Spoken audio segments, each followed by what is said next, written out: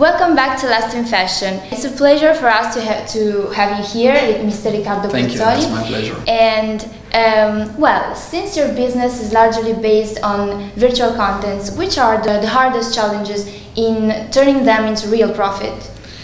I mean, you know, virtual and real today, there's no border basically. So yeah, we work on virtual contents, but I think that today reality is virtual content. So in reality, it's kind of easy making, you know, real companies understand the value of communication, the value of marketing, the value of engagement with the user, the value of the relationship with the users. And our virtual contents help companies to build up this connection, you know, to build up this relationship with the user, with their clients, with their, you know, with the people that get involved in their world, in their brand. So we basically help them in making this connection and, you know, keeping this connection strong and close, to keep the worlds, the two different worlds, so brands and consumers, close. So probably this was not really easy when we started, but today, you know, it's kind of reality. So when we started back in 2009, it was a bit harder to make companies understand the value of this, but, you know, slowly with the time, like, it became a reality. And what's the role of e-commerce in your business, and in which terms are you interested in investing into retail?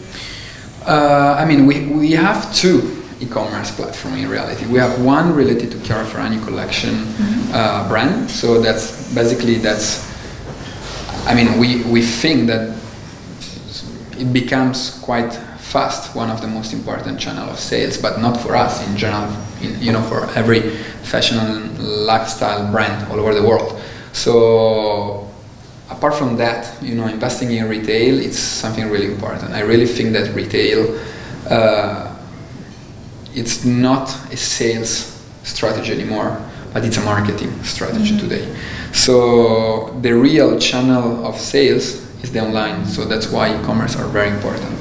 But the physical store, your flagship store, is a way to communicate to the world, to the users that we were saying before, your values. So I always say, you know, your flagship store basically for a brand is an embassy, is the embassy of that brand in a country, in a place.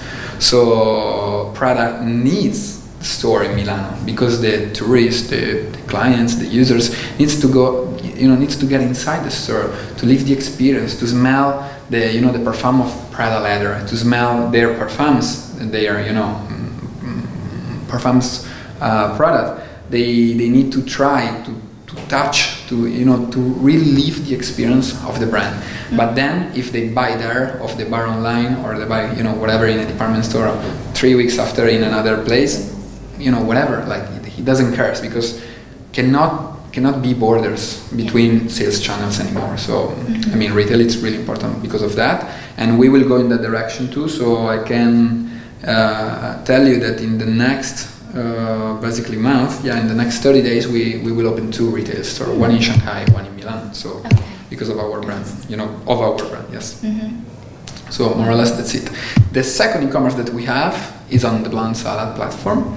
So, and that's like a very different project.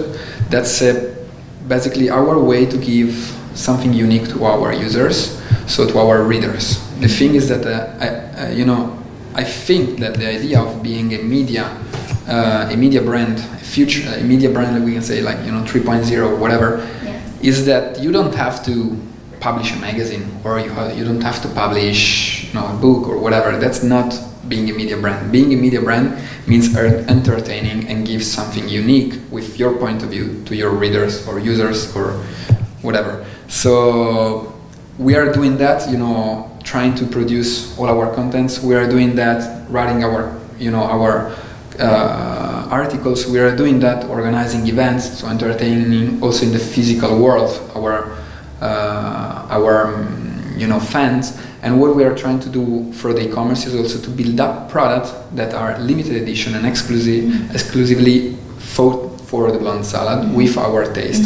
So that's another way for the users to get inside the Blonde Salad world in a very, you know, unique way, because obviously they can have, you know, a skirt that has been designed for the blonde salad, and that they can buy only on the blonde salad. So that's another way to live the blonde salad experience. So that's how we thought our e-commerce. And what advice would you give to a Bocconi graduate who considers entering in the let's say, digital fashion business? I think it's really challenging, but also really interesting, the match between digital and fashion. So if you think about entering the fashion industry, there are many suggestions. If you think about entering the digital industry, there are many suggestions. If you think about getting inside the fashion digital industry, it's a match of this suggestion, but also there are many other more. Because the thing is that somehow the skills that you need in the digital world are very different from the skills that you need in the fashion world. So you have to understand what kind of these skills you can control, you can manage, you have, and try to be as complete as possible with the other skills, somehow with the right people, with the right human resources, and also with the right business. Like, you need partners that understand your language, so that's it. And this is one of the most important things when you get inside fashion digital industry, because you really need to find partners that maybe have other skills that you don't have, but at the same time understand your language, because otherwise it's very, very tough. But absolutely, I think that today it's one of the most interesting and dynamic industry, so for sure I will suggest anybody just to try, and then you see. Thank you very much. Thank you. And thank you all, and see you next time.